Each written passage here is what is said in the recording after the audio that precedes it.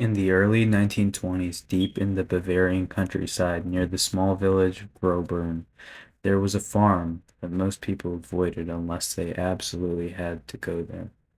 It wasn't because anything was officially wrong with it. There were no warning signs, no crimes, no history of violence. It was just isolated. The farm sat far off any main road, reachable only by a narrow dirt path that cut through thick forest and open fields. In winter, when snow covered the ground, that path would almost disappear completely, leaving the farm feeling like it was cut off from the rest of the world. The farm was named Hinterkaifeck Farm, and in 1922, 6 people lived there. Andreas Gruber, the father, his wife Cecilia, their daughter Victoria, and Victoria's 2 children. Also, there was a maid. They were not wealthy, they were not famous, they were just working the farm life, trying to survive in a time when life was still extremely hard in rural Germany. But something about this place was already wrong, even before anyone understood what was happening. The first strange incident didn't seem like much at the time. Andrew Gruber noticed footsteps in the snow. They came from the forest. They led directly to the house, but there were no return footprints, none. It looked like someone had walked up to the farm and then simply vanished. At first, he likely tried to explain it away. Maybe the snow had covered the return tracks. Maybe an animal had disturbed the area. There were plenty of rational answers if you wanted to believe them. But then, more things started happening. Small things. Things that didn't fit. In the days that followed, Andreas began hearing noises at night, footsteps coming from above him, from the attic, slow, heavy, deliberate, not like animals moving around, like someone walking carefully, trying not to be heard. At first, he probably told himself it was nothing. Old buildings make noises after all. Wood shifts, wind does strange things in empty spaces. But the sound kept returning, night after night, always when the house was quiet, always when everyone was supposed to be asleep. Eventually, he went up into the attic to check. He searched the entire place. Nothing. No footprints, no animals, no disturbance, just empty darkness and old wood. But the feeling didn't go away. If anything, it got worse, because now he knew something important. Whatever he was hearing, it wasn't obvious, it wasn't careless, it was controlled. Something was up there, and it didn't want to be found. Over the course of the next couple of days, the house started beginning to act like it had its own secrets, like there was something unknown about it. Small items disappeared, tools, personal belongings, household objects began to disappear. Nothing valuable enough to immediately raise alarm, but noticeable. Then something even more disturbing happened. A newspaper appeared inside the house. No one in the family had bought it. No one had gone into town.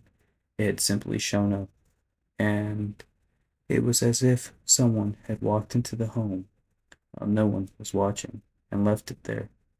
Around the same time, the family's house keys disappeared entirely, which meant something far worse than trespassing. It meant whoever was involved didn't just enter the property, they had access. Shortly after, the maid, who left with no explanation. The family had a maid working there before 1922. She didn't stay long. One day, she abruptly left the job. When asked why, she refused to give a clear answer. All she said was that the house felt wrong, that she felt watched, that she heard things at night that didn't make sense. She didn't try to prove anything. She didn't accuse anyone. She just left and never came back. A new maid was shortly hired. before the days of March 1922. A couple days before, not a long time, but just enough that the maid was a newly hired. She would unknowingly become part of something she had no way of understanding. In the final days leading up to the murders, things escalated. Andreas continued reporting strange activity, footsteps, missing items, the sense that someone was inside the house. At one point, he even checked the attic again. Still, nothing. But now, there was a growing pattern. Whatever was happening wasn't random. It was consistent. It returned at night. It avoided being seen. It stayed just out of reach. And most importantly, it never left. On the day March 31st, 1922, something happened at the farm. We don't know exactly what triggered it, but we know the outcome. One by one, members of the household were drawn outside to the barn and never came back. What makes this case so disturbing is not just what happened, but how it appears to have happened, because evidence suggests they were not all killed at once. They were taken separately, which implies control, planning, and time, a very specific kind of brutality. After the murders, something deeply unsettling occurred. The farm did not look immediately abandoned. In fact, for several days, everything appeared normal from the outside. Smoke still rose from the chimney, the farm's animals were still fed, the routine of the farm continued, which meant one of two things. Either someone was still alive inside, or someone was still using the house, going through daily motions, maintaining appearances, living among the aftermath, while the bodies remained undiscovered. It wasn't until April 4th that neighbors began to be concerned and investigate. The family had not been seen, no one had come into town, no one had responded to calls, so a group went to the farm. What they found inside would later become one of the most infamous crime scenes in European history. In the barn, they discovered four bodies: Andreas Gruber, his wife Cecilia, their daughter Victoria, and Victoria's young child, all killed with a farming tool, up close, brutal, controlled, and deeply personal.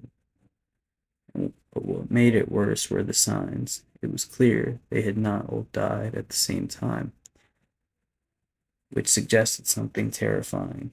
They were separated before being killed, one at a time. One of the most disturbing findings involved the youngest child. Evidence suggested that after the attack, the child remained alive for some time, not immediately deceased, still conscious, still present, in the same space as the others. At some point, in extreme distress, the child repeatedly pulled at their own hair, a detail that investigators would never forget because it painted a picture of fear that is hard to fully process. Not just violence, but prolonged terror. The discovery didn't end in the barn. Inside the farmhouse, investigators found two more victims: the maid, killed in her bed, and the youngest child, also inside the home, which confirmed something critical. The attack did not happen in one place. It moved from building to building, from victim to victim, and yet somehow no one outside noticed in time. After the murders, investigators uncovered something that shifted the entire case from tragic to deeply unsettling. Someone had stayed on the property afterward for days. This wasn't speculation, it was supported by physical evidence. Food had been prepared, animals were cared for. The house had never been cleaner. Normally, like someone was still living there. Which raises a question that still doesn't have a satisfying answer. Why stay? Why remain in a place like that? And how could someone live inside that environment without being overwhelmed by what they had done? or what was still there. When investigators re-examined the earlier strange events, the footprints, the missing keys, the newspaper, they began to form a theory, and it changed everything. The killers may have been on the property before the murders, possibly for days, possibly longer, hiding in the attic, watching the family, learning their movements, understanding when they were alone, which would explain the footsteps, the missing items, the feelings of being watched. Because it wasn't paranoia, it was proximity. And if that theory is correct, then the family wasn't just living on a farm, they were sharing it with someone they had never saw. Despite extensive investigation, the case was never solved. No one was ever convinced. Multiple suspects were considered, but none were proven. And over 100 years later, there is still no definite answer. No confirmed motive, no confirmed identity, just fragments of evidence and a crime scene that suggests something deeply disturbing. That the victims may have known something was wrong long before anything actually happened. But they also didn't understand what it was until it was far too late. The most unsettling part of this case isn't just what happened on that farm, it's everything that happened before it. The footsteps in the attic, the footprints in the snow that didn't return, the feeling of being watched inside your own home. Because if you piece it all together, it suggests something simple. Someone was already there, long before anyone realized, waiting, watching, and learning. If you ever stay in a hotel and notice there's no fourth floor, you probably won't think twice about it. A lot of buildings skip certain numbers. Some skip 13, others skip 4. It's usually just superstition, but in rare cases, that missing floor isn't just symbolic. Sometimes it's actually there. Back in the early 2000s, a small hotel in upstate New York started having a very strange pattern, one that multiple employees would later describe almost the exact same way. And what made it unsettling wasn't just what happened, it was how consistent it was. It was always starting during a night shift. Usually just one employee working the front desk. Quiet, empty, nothing unusual. And then sometime after midnight, a guest would walk in. The descriptions of this guest varied slightly depending on who you asked. Sometimes it was an older man, sometimes it was a woman, but they all had one thing in common. They seemed off. Not aggressive, not threatening, just distant, like they weren't fully there. The employee would check them in like normal. Nothing strange about the reservation. Everything looked legitimate in the system. And then they'd assign the room. Usually something in the 400s. Room 412 came up more than once. And every single time, the employee didn't notice anything wrong until after the guest walked away. Because when they went back into the system, they realized something that didn't make sense. The hotel didn't have a fourth floor. Physically, the building had 3 main levels for guests, and then it jumped to a higher numbered section that had been added later. There was no floor labeled 4, no room in the 400s. At first, every employee assumed the same thing. It had to be a system glitch, old data, leftover numbering, something technical. But then the phone would ring, and that's when the situation would change. The call would always come from inside the hotel, from the floor and the room they had just assigned. And the guest would say something along the lines of, "There's someone already here." Now, in a normal situation, that's just a double booking. It happens. But when the employee checked the system again, there was never a second guest listed, just the one. At this point, most employees said they felt something shift, like the situation had gone from confusing to wrong. And this is where the stories start to line up in a way that's hard to ignore. Instead of using the main elevator, several employees said they found themselves drawn toward the service elevator. That was an elevator that the staff were specifically told not to use overnight. No real explanation was ever given, just a rule, and for whatever reason, they broke it. When the doors opened, everything looked normal at first, but once inside, they noticed something that shouldn't have been there. An extra button. Most of them admitted later that they hesitated. Some even said that they knew they shouldn't press it, but they did anyway. And when the elevator doors opened again, they weren't looking at the same hotel anymore. The layout was similar, but everything looked older, dimmer, worn down in a way that didn't match the rest of the building. The carpets looked like they hadn't been replaced in decades. The walls were faded, and the lighting had that dull yellow tone you only see in very old buildings. Room numbers didn't look official. Some were crooked. Some looked like they had been written or replaced by hand.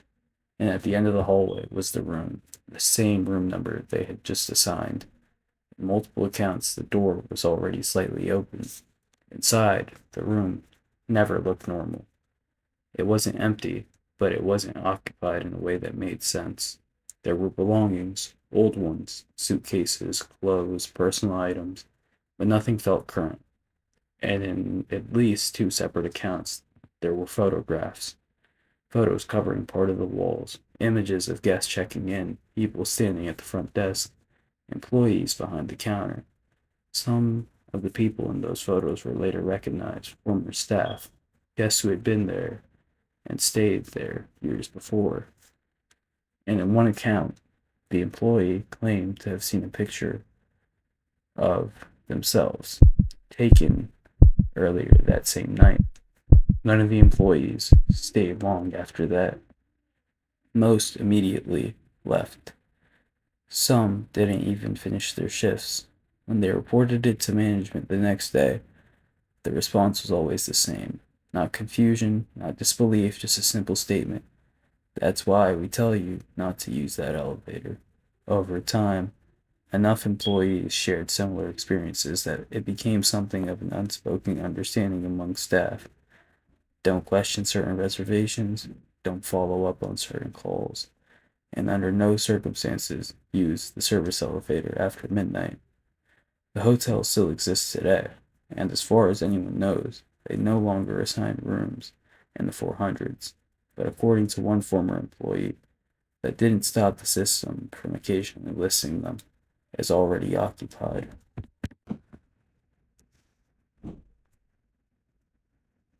If you spend enough time in the woods, you get used to certain sounds, animals moving, branches snapping, wind through the trees. But there are some experiences people report that don't sound like any of those things. And what makes them disturbing isn't just what they heard, it's what they didn't see. A few years ago, a group of three friends went on a camping trip in a remote forest in the northeastern United States. This wasn't unusual for them. They had done trips like this before. They were prepared, experienced. One of them regularly used trail cameras for hunting, so they decided to set up a few around their campsite. They placed three cameras, one facing the tents, one aimed at a narrow path nearby, and one deeper in the woods. The idea was simple: leave them running overnight and check the footage later. The first night was quiet, almost too quiet. Sometime early in the morning, all three of them woke up, not suddenly, but gradually, and all three later described the same thing: the sound of footsteps, slow, steady, moving through leaves. It circled their campsite once, then again. None of them moved, none of them spoke, they just listened. After a few minutes, the sound stopped. In the morning, they checked the camera. Nothing. No animals, no movement. They brushed it off. Said it was probably just nerves. The second night, things escalated. One of the trail cameras, the deeper one that faced the woods, started triggering repeatedly. Click, click, pause, over and over again. They pointed flashlights into the trees, looked for a movement, listened for sound. Nothing. Even the camera stopped triggering, and again, they went to sleep. The next day, they packed up and left. It wasn't until they got home that they reviewed the footage in detail.